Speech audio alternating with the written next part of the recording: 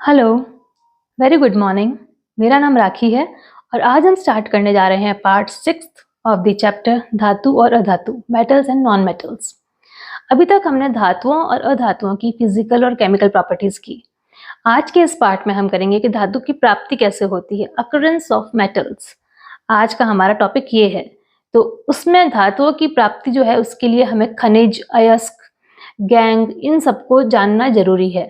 तो सबसे पहले हम इनसे इंट्रोड्यूस हो जाएं, उसके बाद आगे धातुओं का एक्सट्रैक्शन करेंगे। तो सबसे पहले बात आती है खनिज। ये खनिज क्या होते हैं? देखिए, खनिज, मिनरल्स, पृथ्वी की भूपर्पटी में प्राकृतिक रूप से पाए जाने वाले तत्वों या यौगिकों को खनिज कहते हैं। पृथ्वी की भूपर्पटी यानी अर्थ क्रस्ट में नेचुरली पाए जाते हैं, ये है खनिज। और सी वाटर जो होता है, जो समुद्री जल होता है, उसमें भी बहुत सारे लवण होते हैं, जैसे NaCl है, MgCl2 है, तो ये भी लवण उसमें पाए जाते हैं, तो वो भी खनिज ही कहलाते हैं। जो समुद्री जल है उसमें भी खनिज है। उसके बाद आती है अयस्क, ओर्स। तो कुछ स्थानों पर खनिजों में कोई विशेष धातु अधिक मात्रा में होती है, इन्हें अयस्क कहते हैं। अयस्क एक प्रकार से खनिज ही है, लेकिन ऐसा खनिज है जिसमें कोई विशेष धातु अधिक मात्रा में उपस्थित है। ठीक है, तो हमें किसी भी धातु को निकालने के लिए, उसका सांद्रण करने के लिए हमें अयस्क की जरूरत पड़ती है। हम सांद्रण करने के लिए अयस्क लेते हैं क्योंकि वो ऐसा खनिज है जिसमें धातु की मात्रा अधिक है। ठीक है, और फिर तीसरी बात आती है गैंग। गैंग क्या होता है? खनिज अयस्कों में मिट्टी, रेत आदि कई अशुद्धियां होती है, क्योंकि ये नेचुरली प्राप्त होते हैं। तो जो नेचुरली प्राप्त होंगी तो उसमें अशुद्धियां होंगी, रेत की, मिट्टी की अशुद्धियां होंगी। इन अशुद्धियों को गैंग कहा जाता है या मैट्रिक्स कहा जाता है। रिएक्टिविटी सीरीज की, धातुओं की जो रिएक्टिविटी सीरीज होती है, जो कि पोटेशियम से लेकर सिल्वर गोल्ड तक चलती है, जिसमें potassium, sodium, calcium, magnesium, aluminium अत्यधिक क्रियाशील होते हैं, ये स्वतंत्र अवस्था में नहीं पाए जाते हैं। एक बार फिर से बोल रही हूँ, potassium, sodium, calcium, magnesium, aluminium अत्यधिक क्रियाशील होने के कारण स्वतंत्र अवस्था में नहीं पाए जाते हैं। उसके बाद मध्यम है, जिंक, आयरन, लेड, ये तीनों मध्यम क्रियाशील हैं, ना अधिक ना कम, मध्यम। तो मध्यम क्रियाशील जो हैं, ये इनके जो अयस्क होते हैं वो सल्फाइड या ऑक्साइड या कार्बोनेट के रूप में पाए जाते हैं। सबसे कम क्रियाशील है कॉपर, सिल्वर एंड गोल्ड। ये स्वतंत्र अवस्था में पाए जाते हैं क्योंकि ये कम क्रियाशील है। इसमें भी जो कॉपर है और सिल्वर है वो सल्फाइड और ऑक्साइड के अयस्क के रूप में मिलते हैं।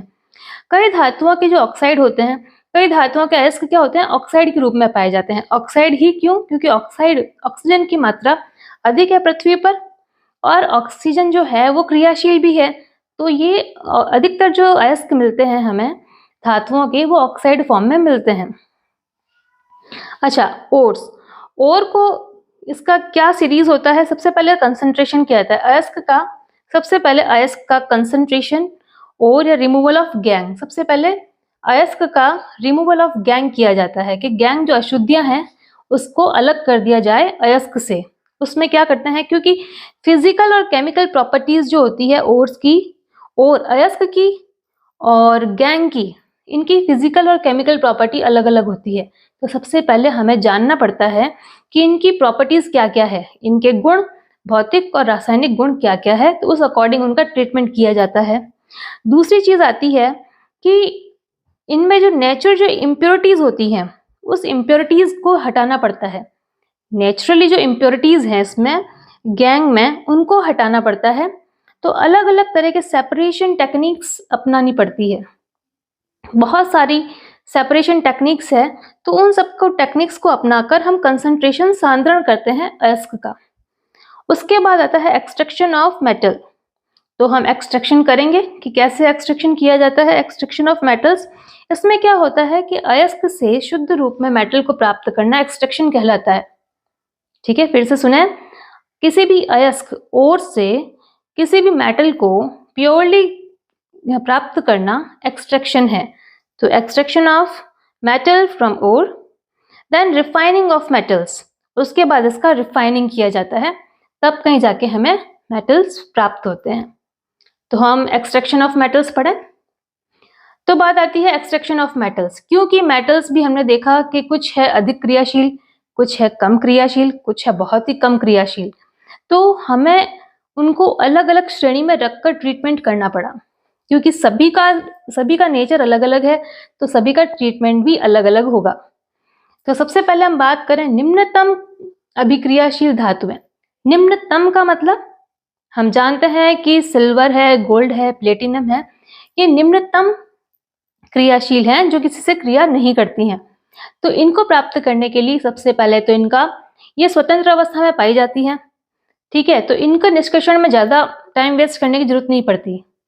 ये स्वतंत्र अवस्था में पाई जाती है, इनका रोस्टिंग भर्जन किया जाता है, रोस्टिंग भर्जन किया जाता है। उसके बाद हम पढ़ेंगे रोस्टिंग क्या होता है, भर्जन किया जाता है और देन रिफाइनिंग किया जाता है, इसका परिष्करण किया जाता है और ये मेटल्स अलग हो जाती हैं। दूसरा पॉइंट है निम्न अभिक्रियाशील धातुएं।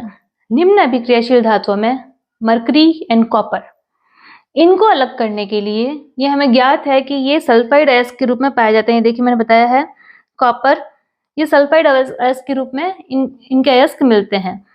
तो सल्फाइड अयस्क मिलते हैं, इनको जब गर्म किया जाता है तो ये ऑक्साइड अयस्क में कन्वर्ट होते हैं और ऑक्साइड अयस्क को जब गर्म किया जाता है तो ये धातु प्राप्त हो जाती है इससे। अगेन देखें, सल्फाइड अयस्क को गर्म करने पे ऑक्साइड अयस्क और ऑक्साइड अयस्क को गर्म करने पर धातुएं प्राप्त होती है। तो जैसे कि मरकरी सल्फाइड है जिसको सिनेबार बोला जाता है, ये है सिनेबार अयस्क है, मरकरी का सल्फाइड रूप में है, ये सल्फाइड से जुड़ा है, ये सिनेबार कहलाता है, ठीक है। इसकी जब क्रिया करवाई जाती है ऑक्सीजन से या इन द प्रेजेंस ऑफ एयर, जब इसको गर्म किया जाता है तो मरकरी ऑक्साइड में कन्वर्ट होता है, मरकरी ऑक्साइड और सल्फर डाइऑक्साइड गैस निकलती है। ये ठोस रूप में है, सिनेबार जो है ये सॉलिड फॉर्म में है, ऑक्सीजन गैस है, देन HgO मरकरी ऑक्साइड वापस सॉलिड फॉर्म है, SO2 sulphur dioxide gaseous form में है।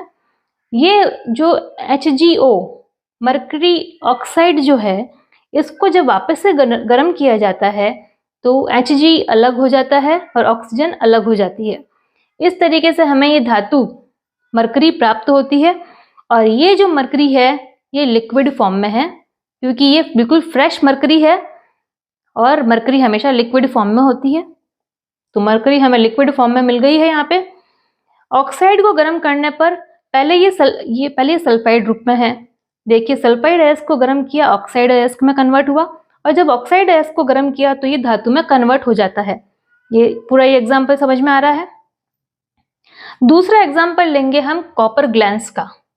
जब कॉपर धातु सल्फाइड रूप में होती है Cu2S, कॉपर सल्फाइड है ये, इसको कॉपर ग्लैंस बोला जाता है, इसके अयस्क को कॉपर ग्लैंस।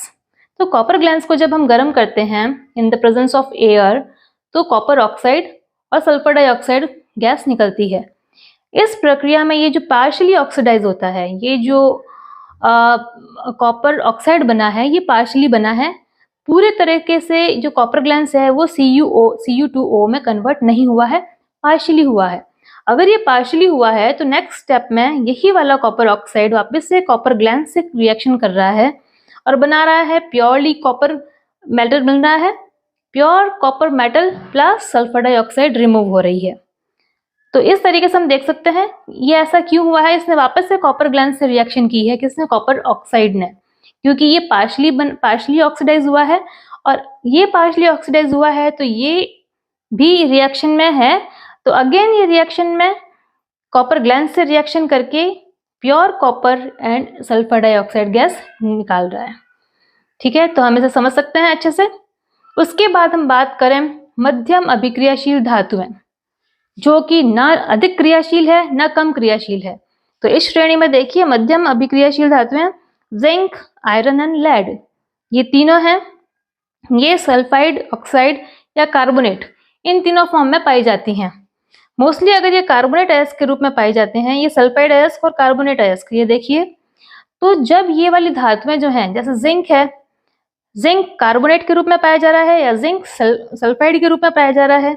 अगर जिंक कार्बोनेट के रूप में पाया जा रहा है, जिंक कार्बोनेट के रूप में है, तो ये निस्तापन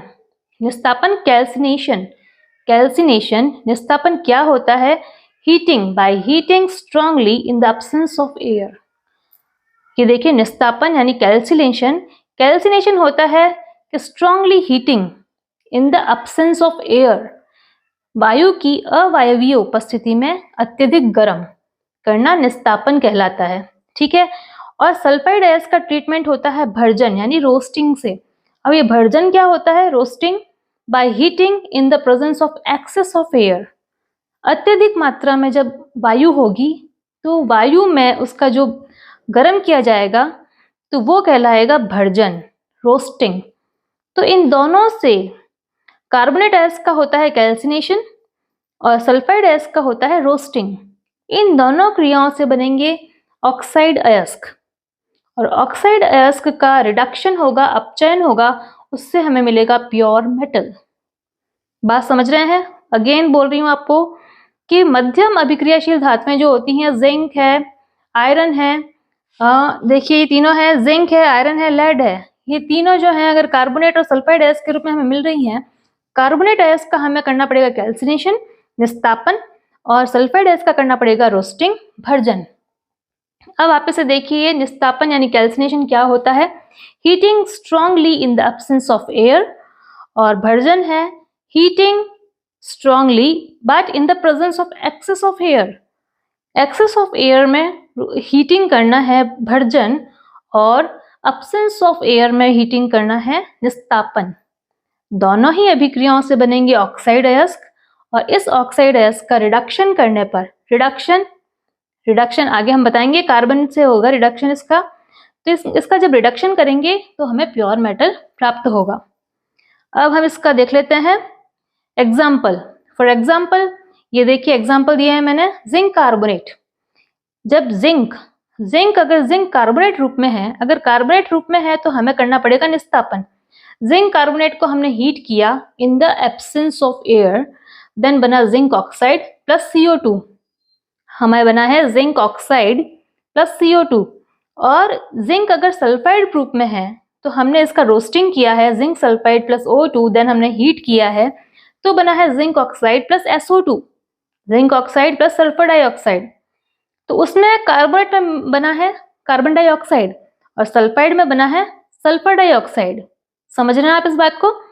तो हमें मेनली प्राप्त हुआ है उसका ऑक्साइड, जिंक ऑक्साइड, इसमें भी निस्तापन में भी जिंक ऑक्साइड और भर्जन में भी जिंक ऑक्साइड।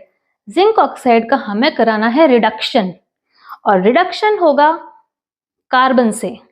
रिडक्शन करने के लिए कार्बन आएंगे कि हाँ मैं कर रहा हूं रिडक्शन, और रिडक्शन करने के लिए कार्बन जो है वो कोक फॉर्म में आता है, कोक के फॉर्म में आएगा कार्बन, जो ZnO से क्रिया करेगा और ZnO से क्रिया करने पर Zn अलग हो जाएगा। Zn का जो O है वो C, जो कोक है वो ले लेगा एंड कन्वर्ट हो जाएगा कार्बन मोनोऑक्साइड में। समझ रहे हैं? ZnO से क्रिया की C ने, कोक ने, और कन्वर्ट हुआ Zn plus CO carbon monoxide. तो हमें प्राप्त हो गया इससे प्योर Zn। दिख रहा है आपको? प्योर जिंक प्राप्त हो गया है हमें इससे।